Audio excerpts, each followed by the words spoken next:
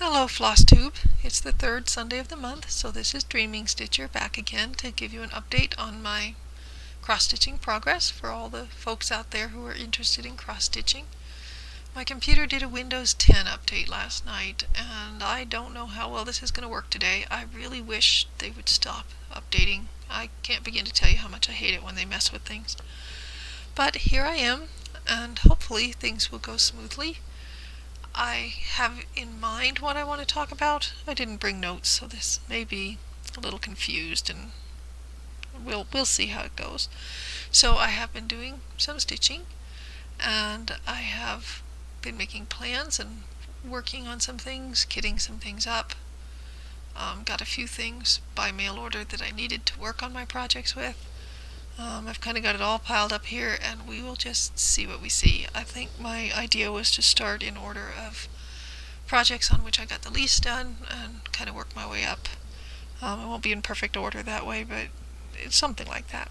So, last month I blathered on at you for a while about needing some kind of balchet. I assumed it was blending filament for my birds of a feather. So that was the chart that I keep showing you that I've been working on for some time. It has two different birds on it. I'm doing the top ones first, and I got to the point of needing to do the first bird's little eye and found out that I did not have the material called for, and it was a very old chart and it wasn't very specific about what was needed. So I went ahead and ordered several items, and those included mostly blending filament. I got the high luster black that was called for, and some regular black since I had none, and some brown, and obviously some gold, although the gold is I don't believe it's blending filament. Maybe it is. I don't remember. Oh, it was high luster. It was something I didn't have. Anyway, at the same time, as long as I was ordering those in order to make the shipping worthwhile, I got some petite needles. I have never stitched with petite before. These are still in the package, so I haven't stitched with them yet.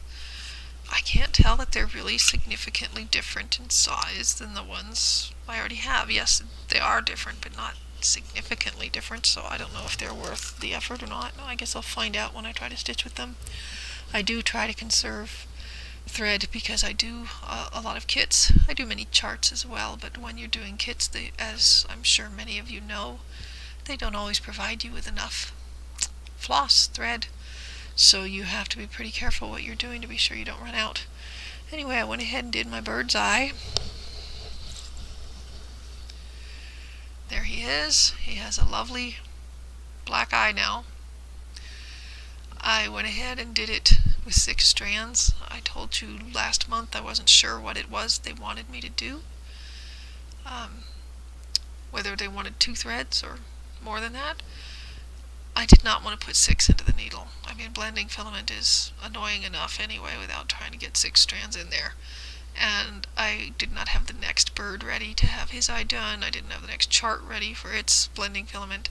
So I actually started with a single piece and went in each direction 6 times, which is, I'll admit, a pretty weird way to do it, but I just stitch, stitch, stitch, stitch, stitch, stitch 6 times, then next direction, then the fractional stitches, and so on. He's got his eye. I don't hear him complaining. So I did get that done. I did use the blending filament for it, and obviously that's about all I got done on him this month. That's not much. Okay, another project that I worked on that you have seen before, and I wasn't trying to be particularly coy about it. I just thought it's kind of nice sometimes when you don't see the finished chart and you can see things progress along and kind of figure out what's what.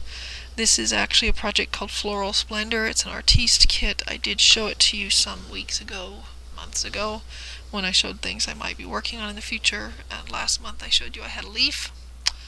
I have now added to that, not a whole lot, a little bit. I really can't tell how this is filming today. We have the start of a flower.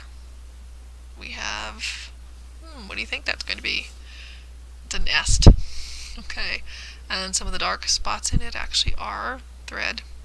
Just being on dark fabric, it's probably hard to tell. But that's coming along. So as I said, rather than showing you the finished chart, I thought it might be interesting to just kind of see how it comes together little by little and find out what's going on. A little bit of progress there, not a lot. Okay, what else did I work on? I worked on my rabbit, my white rabbit from Orenco. This is the picture of the original artwork from which they took their design. I've mentioned before, I have no idea what it will look like when stitched up because they don't give any models anywhere of any of their designs actually stitched up. But that's what he's aiming for, is to look something like that. And I said last month I'd like to work on the ears. I didn't work on the ears. Instead, and forgive me, I've been fighting with my frame lately, so it's not all there. I decided to do some of the backgrounds. And I don't know how well you can tell that in this light, but he's got a lot of oddness going on in the background colors, going all the way over there. There's actually a border as well that I haven't put in there yet. But I'm just starting to fill in some of the stuff that's going to show behind the rabbit. I did do some more blue that's so close to the original blue that I don't even know that you can tell that I put anything in there because they're so much alike. It's hard to tell even in person. You probably can't tell on the screen. I don't know that you can see all the different colors that are in here. It's got kind of pinks and yellows and creams and a lot of different colors going on in the background because the original has, it's not all white or all cream or anything like that. It's different. It's got more than one color in it, so he's got more than one color in it. And there it is. Not a lot of progress, but something. Okay, so one thing I was going to mention, and it doesn't really fit anywhere in particular into my organization scheme today, is that I've been watching lots of flosstube and lots of new flosstubers and old flosstubers and plenty of people out there, and one of the things they frequently comment on is they will apologize for not looking at the camera. They're also doing some tags out there with 20 random facts. I don't have any plans at the moment to tell you 20 random facts, but I will tell you one. And that is, even if I showed my face, I probably would not be looking at you folks. I told you before in the video where I did the Know Your Needleworker tag that the word for me would be atypical. And one of the ways in which I'm atypical is I share a lot of traits with some things that I don't have enough of to actually have a diagnosis of that. I've told you before I have kind of hoarding tendencies or compulsive buying issues, but not enough that you're going to be seeing me on some television program as a hoarder. But understanding myself better helps me, so I look into things like that when I wonder about them, and I share a lot of traits with, turns out, Asperger's folks. Female Asperger's is not the same as male Asperger's, but I've taken several of those online tests, and I never come out as more than borderline Aspie, which is a good thing. I don't really want to have it. It's just, as I said, knowing more about myself helps me understand myself. And one of the traits that I definitely share with them is I don't make eye contact with people much. I can do it if I think about it really hard, but I don't want you to think you're missing out on something just because I'm not showing you my face, because folks, every time I hear someone in a new video apologize for not looking at you, it strikes me as a little odd because I know I wouldn't be looking at you. I'm not looking at the screen most of the time when I'm talking to you now. I only look when I'm holding up a project. I'm not looking at the camera. Yeah, I won't even go into all the other traits that I share with them. One of the tests I took used the terms neurotypical and neurodiverse, and I was a bit more neurotypical than neurodiverse, but it was heavy both ways. So yeah, I'm kind of a weirdo, sorry about that. But I'm not sure exactly where I was going with that. I was going to try to tie it in with what I was showing you, and I have no idea. Maybe it was just because I've been thinking of all the wonderful things people have been showing. Alright, I did do a lot more work on a couple of other projects, one of which you have seen before, and that is my Fateful Night from Jiffy Sunset, which, by the way, as some of you know, is sort of been swallowed up by Dimensions in a way, but it already said copyright 1998 Dimensions on the bottom of it. So I will just say that I have finished all of the actual crosses and half crosses, because like most kits that come from Dimensions, there are crosses and half crosses, but I haven't done any of the other stitching.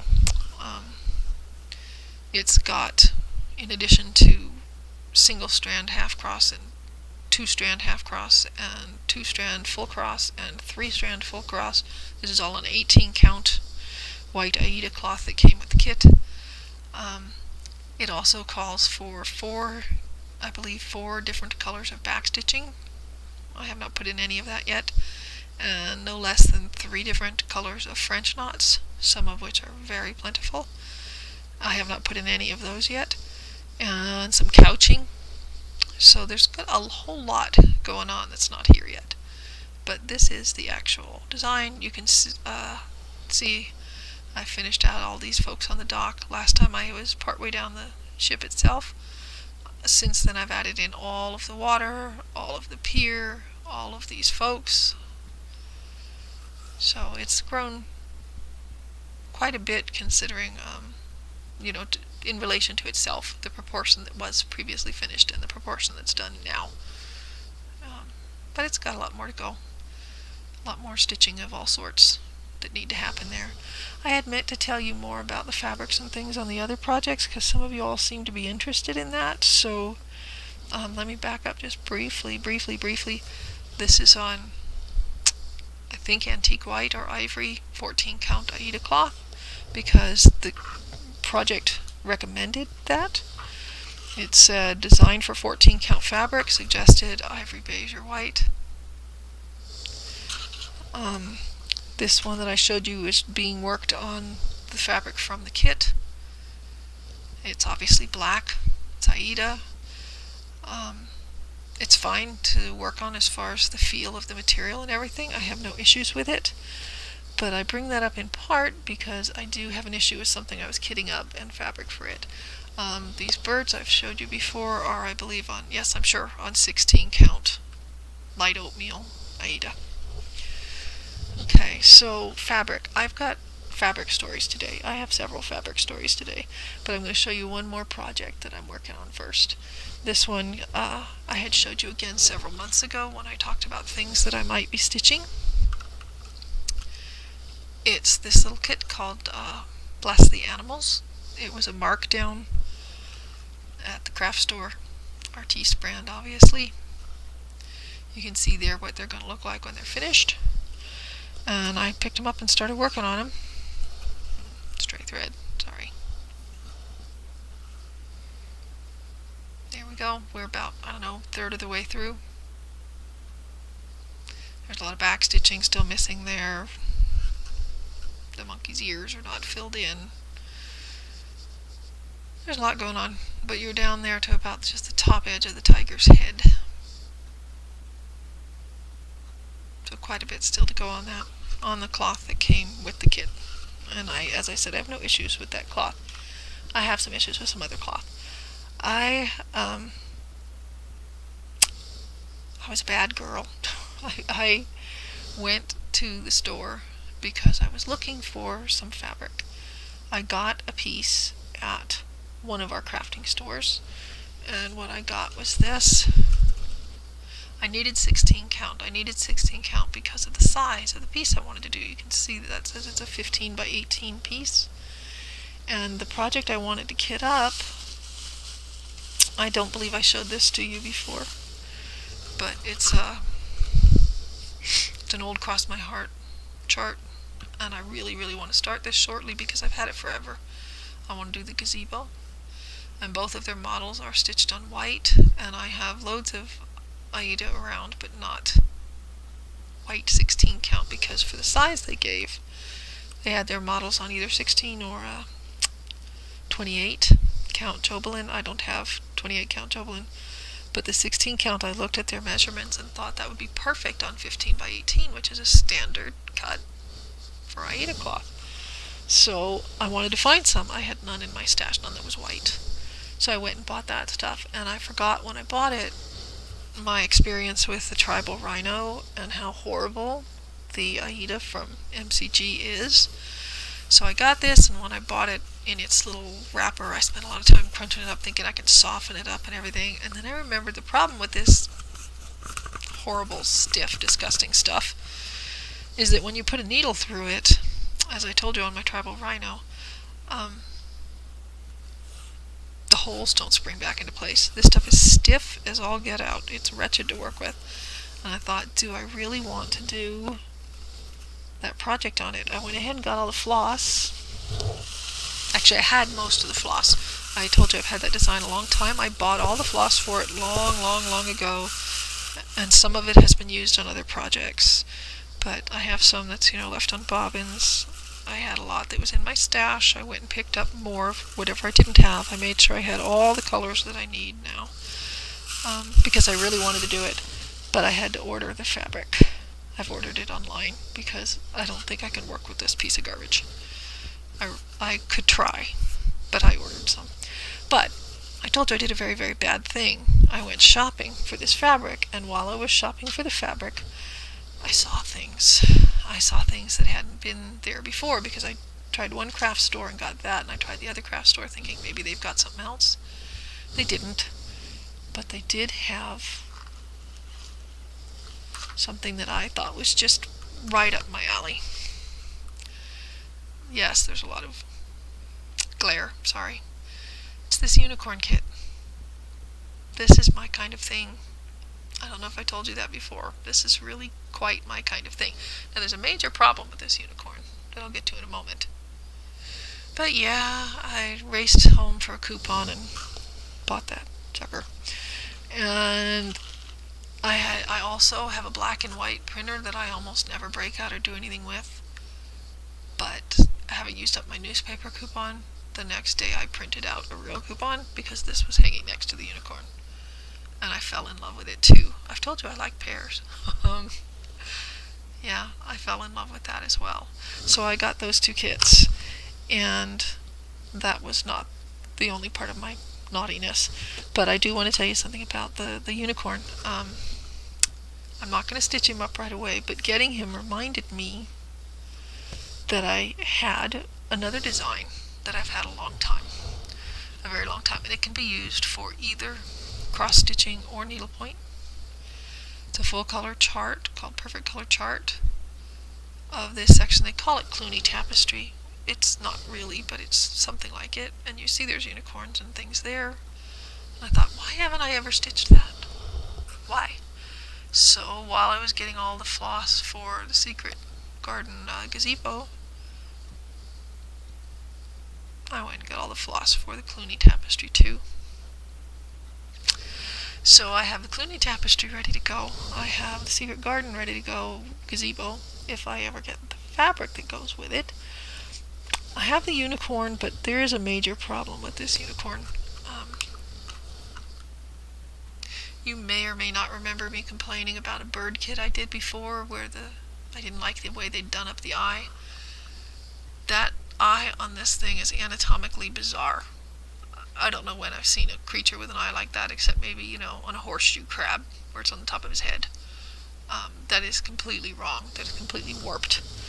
And so when I stitch that, I am going to change probably the orientation of it more than anything else. And I will get inspiration. I've told you I'm a book person from my Unicorn Tapestries book for the Metropolitan Museum of Art. They don't have that exact unicorn, but they have enough different unicorns in here that I think I can imitate the medieval artist's intentions, because I don't want to change it to look too much, modern eye. But even keeping the medieval character of the pieces, I think I'll be able to figure out how to rotate the unicorn's eye so that he doesn't look as unnaturally bizarre as that particular kit looks. But while I was looking at that and the Clooney Tapestries, I dug through a drawer and thought, why haven't I done this yet? I've had this forever as well. Now, Teresa Wentzler's a wonderful designer. She does beautiful things, but her equines are kind of weird looking folks. I've told you my sister's an artist. She specializes in horses. Yeah, Teresa's horses are a little bit warped. I'm sorry, her unicorn types are a little bit warped. But he's still cute. I still like him. And I still thought maybe I should go ahead and do that. So you can see I've got all kinds of things pulled out with the possibility of doing them. As if that were not enough, my mind has never yet left one of the other projects that I showed you long ago that I was working on. And I do have something to say to you about another piece of haul here too. But this is where fabric's going to come in. I showed you some time ago that I had gotten this heartstring samplery chart with my first 1, 2, 3 stitch order. It's his eyes on the sparrow. It's huge. And I told you at the time in the past that I did not care for the kind of faux antique look that it has. It's not that there's anything wrong with that if that's your thing. I'm afraid I've spilled what I was going to show you over here, but here are many of the colors, the DMC equivalent colors that would belong with that project, and they're very nice. They're very attractive together.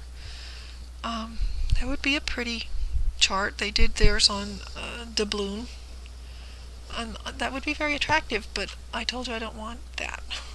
Why don't I want that? Well, I'm sorry, I grabbed some more of my books here. There's nothing wrong with having things look aged. I just grabbed a book at random, and you can see from these illustrations that old needlepoint can be kind of faded and brown and mellow, and very much like those flosses that I was just showing. It can be on dark fabric like that. There's nothing wrong. A lot of old needlepoint does look like that. Not just needlepoint, cross stitch, needlework, embroidery, all of those. But it doesn't have to look like that. I grabbed another book to open at random. This one has a lot of black and white pictures, but I tried to find a color photograph. And this is 1851. But look how brilliant those colors are, and how light the fabric is. Old pieces don't have to look old. They can look amazingly new and fresh and beautiful. And not just because they're from 1851. They can be older than that too. Pardon me, just smacked the microphone. I hope that didn't come across on your end. Grabbed another book. I marked a bunch of pages in this one, not sure why. But I may have told you about this one before. Plain and Fancy. This goes much further back. And I just wanted to show you some of the color photos in here. There's one here that is old and brown looking. I admit that. But how do you like that beautiful gold one, the one on silk, with bright pinks and deep browns and blues and things? How do you like this little bird? He's actually bright pink on a nice pale cream color. Now this one looks more aged and faded and was probably done with different kinds of threads. But they don't have to be. Here's a chair that's more than 200 years old. And it's got bright pinks and yellows and things in it. Here's some little wallets or something. Bright reds and blues, and yellows and golds. They don't all have to be. Sometimes they're old brown, faded colors, mellow, attractive, like the ones that were designed for that sampler. But they don't have to be. Here's one that's brilliant greens and pinks. And that's very old. And it's still lovely. They said somewhere between 1740 and 1790. And yes, sometimes the fabric ages and gets mottled like all those dyed things. You can see this. These bed things have yellowed a little bit with age. But they're still bright, pretty colors in there. So I wanted my sampler to be bright and pretty. So instead of those colors I just showed you, I finally made my conversion. I've been working on it. And here are my colors. My versions of what I just showed you. Not huge changes. In fact, some of the colors that were original to the conversions of her Weeks Dye Works and Gentle Arts are still in there, but they're used for a different symbol. They sort of moved up one color. I looked at every color and tried to think, how would it look if it were cleaner and newer, less fading, less whatever. So for example, this was their blue, Brethren blue. It's a nice color. I could have gone with a royal blue, but I went with this and thought if it were fresh and new, that might be what it would look like. This, I think, one of these, see if I can remember which. This was the color for the border flowers in the design, and I went with this one. Something a little brighter, a little fresher. So I just took each color one at a time and compared them back to the chart and tried to figure out what do I think they should be. And so my version of that chart is going to be much brighter. Now, here's where my fabric story really comes in. Not the MCG fabrics, which was annoying, but it's a big piece. It's 435 stitches by 363 stitches. And I showed you before that I had some apparel linen that I had done my trilobites on last year. And I did a little stitch practice count on it, and it appeared to be 40 count linen. So I said, great. 40 count linen for 363 by 435 means I need 24 by 28. And so I cut myself a 20, that's with 3-inch margins all around. And I cut myself a piece that was 24 by 28, that's inches, and measured in 3 from the corner, 3 from the top, got started stitching away on my border, and I said, there's something wrong here. That those proportions are not right. There's something wrong here. This is too steep. It shouldn't be this steep. That's not what it looks like in the original. This is so tiny you may not be able to tell, but the proportions are off. So I went back to my original piece of fabric and did another test strip in the other direction. Yes, it's 40 count linen this way. It's 32 count in that direction. This, I think, is why people don't use apparel linen. It's cheaper that way. You can get as big a piece as you possibly need, but it's out of proportion. It's going to be distorted. It's going to be as if someone took a picture on a computer and stretched it vertically but not horizontally. And it's a significant difference. I saw some sites online offering uneven linen for reproducing samplers with, and they offered like a 30-32 count, where it's 30 in one direction and 32 in the other. So you can tell they're offering a very small difference in order to replicate old linen. This is a huge difference. This is a 25% difference. So I thought, well, what am I going to do? First choice, obvious best option for the piece would be to look online for a large enough piece of linen. Now, if it's going to be 32 count, it would have to be 28 by 30 something. As I said, if it's 40 count, you're looking at 24 by 28. Those are very expensive. I am on something of a limited budget now, and I'm trying to save, and I could not see buying a piece of fabric that was going to cost as much as the chart and all the floss put together.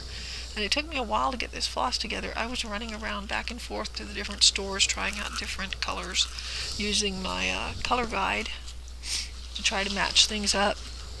And I would come across a color that I would say, maybe that one will work. Oops, I don't have it in my stash. I better put it on the list for the store. I went ahead and paid full price for all those things because I thought there's not that many. There's only like 24 colors. I can afford that. It's just TMC. But I cannot afford a huge piece of linen. So what's my next option? Okay, well, I looked at the design and I thought, maybe since you don't know if you're going to be happy with your colors anyway, maybe you could just do the top part of the design up to where it says his eye is on the sparrow. That would fit on your piece of fabric. You could do it like a test run, check out all the colors, see how distorted it is. Is it going to be, kind of quirky or just wretched, awful, horrible looking? I don't know. That was a possibility. Or you could add fabric to make framing possible, because you need you need almost 23 inches at 32 count, and this is 24 inches. So if you were to move down just half an inch, you'd be really close to the border, but maybe you could make that work. So I turned my fabric over, and I said, how about if I start half an inch from the top? Okay, well, you can see the distortion going on already. This red flower is kind of elongated in comparison to this one, which looks a little stunted because this is in the 40 count direction. This is in the 32 count direction. A little bit on the weird side. But there's another reason this won't work. When I cut the fabric, I was planning on 3-inch borders. I was going to have lots of room. I don't have a T-square or anything fancy. I figured I could just eyeball it, and there would be plenty of wiggle room. Wasn't going to be a big deal. But when I started doing the half-inch part, two things went wrong. First of all, the fabric is not cut straight. Secondly, I counted on half an inch for this line. This is not actually the starting line. The flower, the next flower over here, will be a couple of stitches above the green. It's hard to explain that, but the flowers project beyond the green border. So I followed along, and discovered it was going to hit the edge of the fabric. Those stitches were going to be, but before I got halfway across the piece, I'd have no margin at all. I wouldn't have half an inch, I'd have nothing. So much for trying to fit the thing on the piece anyway, so much for trying to do just half of it. I cut a new piece, and the new piece still is going to be distorted. But I thought I'm going to try it anyway. I don't care, because I can't afford a big piece. So here's my start. You can see again that the flowers are a bit distorted. I really wanted to finish at least one of the motifs in time for this video, but I didn't. So that you could have seen, and I could have seen, just how distorted it's going to be. But I have one thing in my favor that I think is going to work for me. And that is that these are not realistic motifs at all. They're very stylized. Look at that cow. He's kind of a silly looking cow anyway. I don't know if you can see him. He's so tiny there. The peacock's not that realistic looking. So I started my cow's head. So what if they're a little stretched out? Maybe they'll be okay. Maybe. We will see. The proportions are definitely wrong. It's definitely going to be weird looking. But maybe it'll be weird looking in a good way. Maybe. I'm hoping. So I did start that. I did. And that's where a good part of the last week was spent working out all the colors for that, finally getting them all together, finally starting it, and then finding out the fabric was no good, and then trying to deal with the fabric problem. And if I have to stitch that corner one more time, I'm going to go nuts, because that's 3 times doing the same corner. I don't want to look at it again. So yeah, that's what I have been up to, and now I know why people don't use apparel linen, because it isn't an even weave, or at least may not be an even weave. Mine certainly was not. I suppose there's a possibility you could get some that is even weave. I don't know. I didn't, obviously. But I'm going to try it anyhow, because I have some projects that are not as doable as that one. That one, as I said, the creatures are kind of stylized anyway, so it might turn out alright. But I have other designs that are just so large that I don't see how I could get a piece of fabric big enough unless I was able to use something like apparel linen. They're just huge. I just got a chart while I was on that Clooney tapestry kick from Scarlet Quince. I didn't bring it in here with me to show you, but it's enormous. It's enormous. It's more than 30 inches in each direction on 18 count, I think they recommend. I'm not sure, but just a fairly small count, fairly, compact, and it's still huge. It's still enormous. And if I can't do that on something like linen, I don't know how I could ever do it. I don't know how I could get fabric big enough. Okay, I haven't been very excited today either. That's another atypical thing about me. I don't show things real clearly when I'm excited and happy. I remember another floss tuber once in one of her videos saying, yes, she really was excited even though you couldn't tell. I'm kind of the same way. I'm afraid I probably come across pretty dull. I enjoy all of your videos where you are having fun, you're being humorous, you're having a great time. I am like so totally straight-laced serious.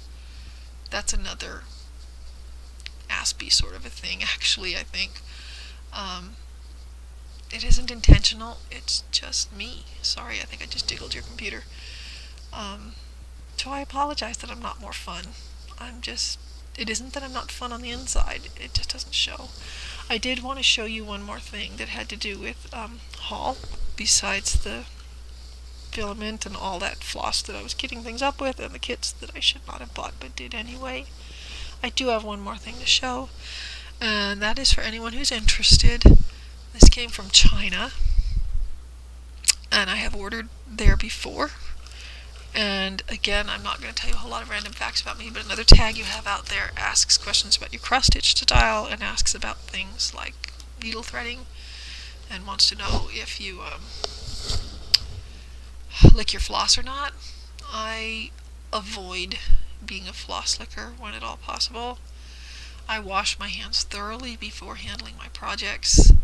I wash my hands repeatedly while working on the projects. I try to keep oils from my skin off of there. I can't imagine why I would deliberately, unless I really had to, add spit to my project. I do not need to be incorporating saliva with it. I can't say it never happens, but I avoid it whenever possible. I, however, cannot put up with trying to thread a needle. When I was young, I could do it with sewing needles. Obviously, tapestry needles are larger. One should be able to do it. I'm past that. I don't want to do that anymore. So I use needle threaders. I usually chuck them in my project bags. And I meant to bring out the original one that I used, which was the low-ran. And I'm sorry I didn't bring that. I bet I could go grab one. If I paused this, I could grab one, but I don't know if it's important enough. I use these now. And they come usually 2 or 3 to a package. Different brands make them. They run never less than about $1 for 3, sometimes more. And they're kind of flimsy. They don't last super long. But yeah, this thing from China is 100 of them for around the price of a package of 3. Now, are they flimsy? Well, yeah, but I don't have an issue with that because I always grip where the wire is when I'm threading. I've heard of people that thread their needles with just plain paper. You could do that too. It's not a big deal. Let's see if I can find that needle and show you what I'm talking about. So, these super cheap guys and your needles are not at all hard to put together.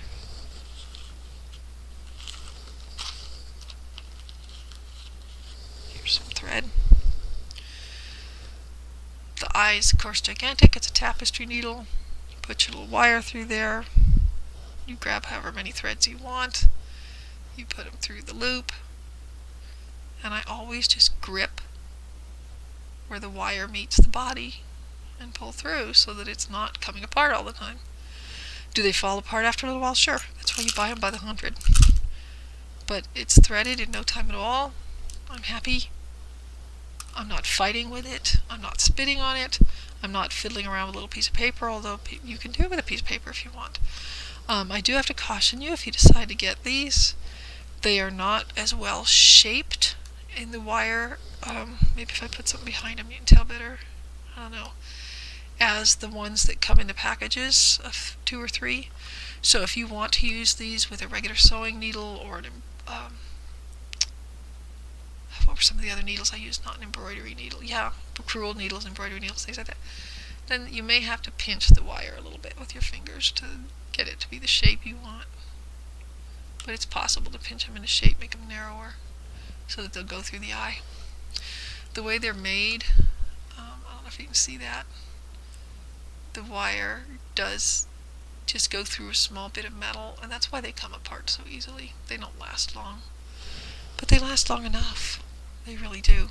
So why don't I use the low red ones? I think maybe I do need to grab that and show you, so bear with me just a moment. I'm sorry, I'll be right back.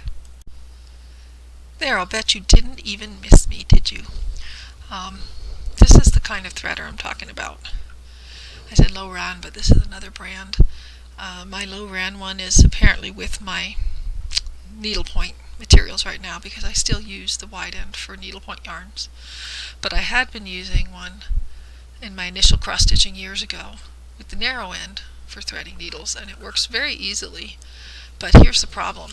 I was using it after my first couple of projects on this one that I stitched up for a friend long ago. It's a big, beautiful project. I'd love to do it again.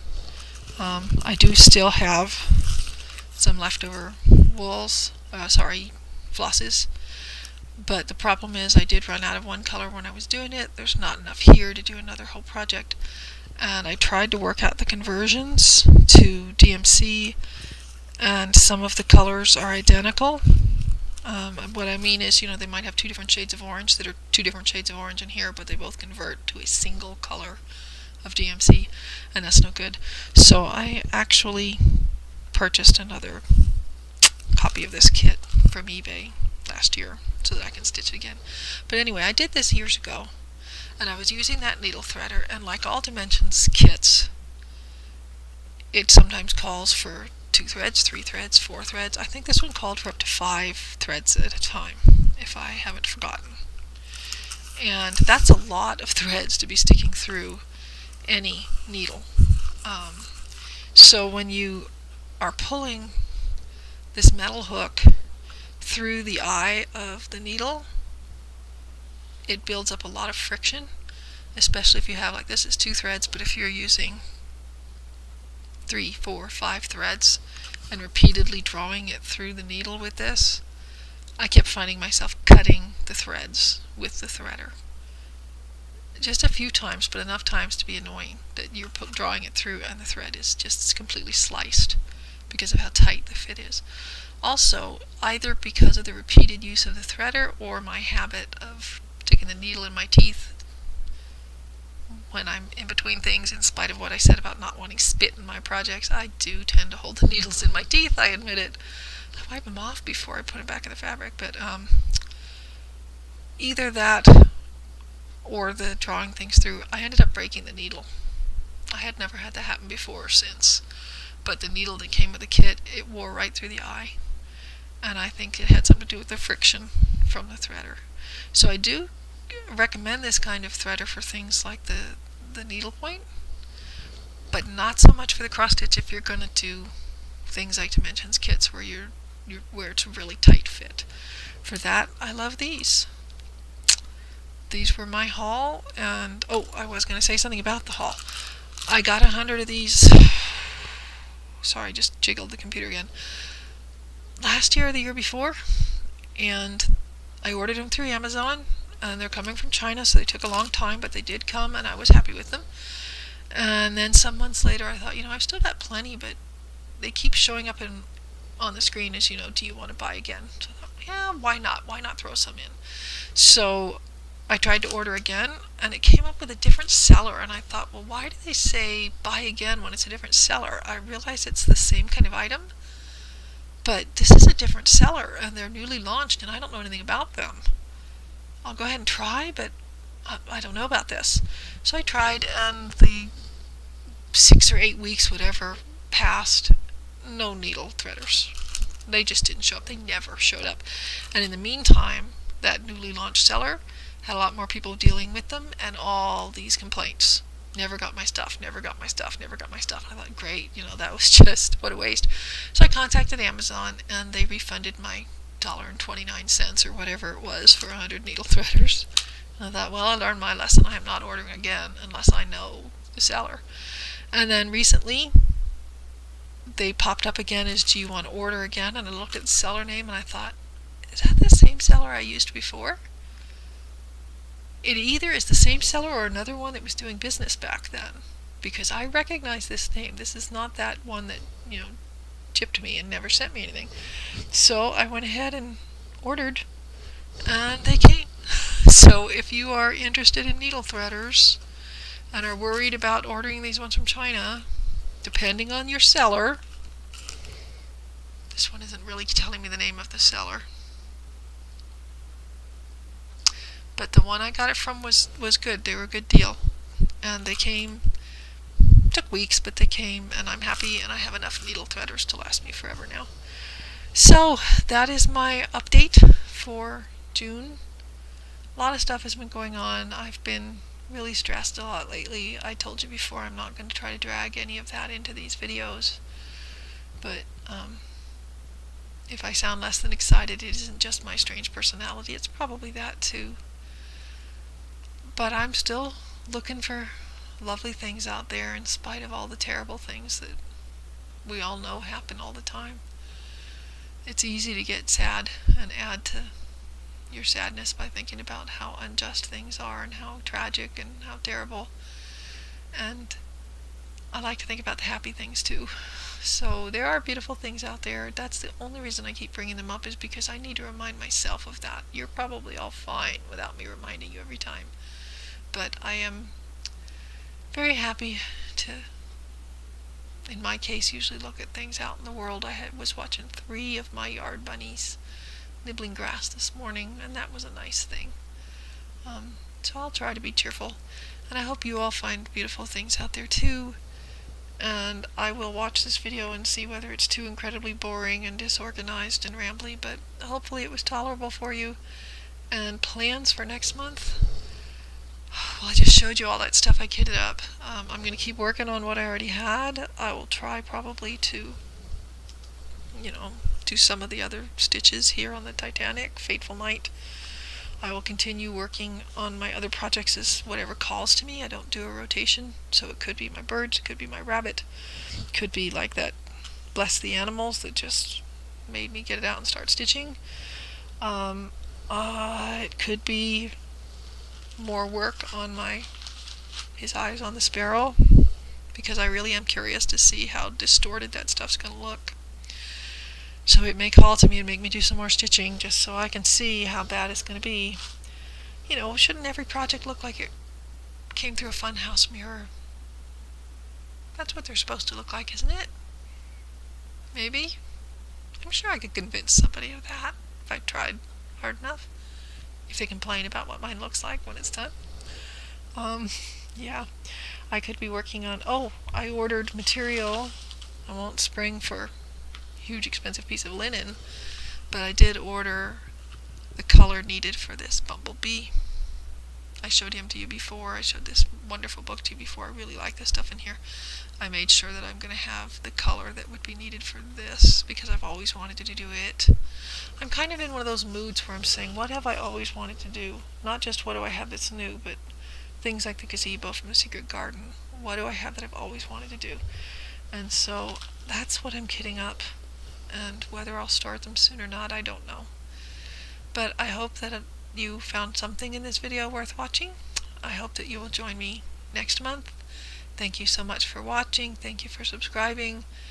Thank you for those who take the time to comment, since I'm so terrible at responding to your comments. That's another one of my weird traits. I was reading a blog from someone that genuinely did have Asperger's, and they were talking about how they're different from neurotypicals, and one of the things was the need that neurotypicals have to interact socially and have that interaction and know that the interaction is going on. And I can't word it the way this person did, but they said basically, just because we're not talking to you doesn't mean we're not thinking about you.